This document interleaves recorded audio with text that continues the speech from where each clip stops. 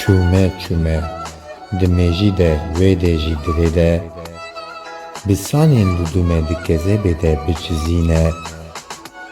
Mînananê ser agir hewl nemaye destê mizîne.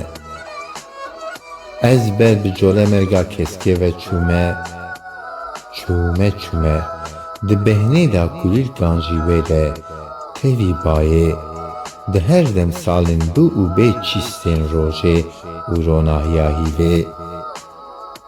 Çisên baranê ber bêhna jê mîna zemzemê.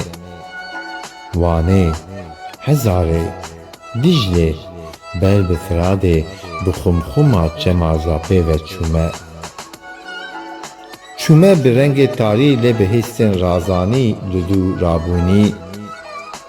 Ber bi reşehiya bi bendên parastwanî. Bi hîstên rawestwanî ber bircên ber qesrên Semsûr, Amed, Mêrdîn, Farqîn, hewler û xaniyên hewremanê ve çûme. Çûme mîna rûpelên dîrokê bi hewlên fêrbûna her demên axa pîroz ya bi navê mezrê an botî, an gul û gulistanî, an kurdîtanî ya ramînera nebiyên dayîka pîroz a hûrrî mîtanî.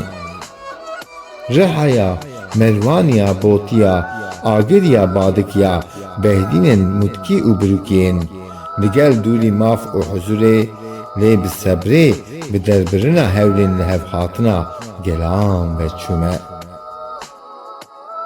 Çûme çûme bi destên bêferqe ber her alî bi silavên germe, bi peyvên dîvane, bi awazên rihê, bi pîvanên kome, bi hêsrên xeme, bi hêviyên deme ji bo çare çûme. Bûme bûme bi ji zarokatiyê raman, nêrîn û perwerdên biraxwazên her demê aşî, azade, her rojên avan, sazan, her şevên rehman bûme. Çûme çûme ber rihê her temenî Kurdistanî çûme. Mame mame mame hasibê haîro nasnama welat mame. Bûme Kurdekî ji komê fêrmame, çûme dûr an ber Kurdistanê ve çûme perwerde dane.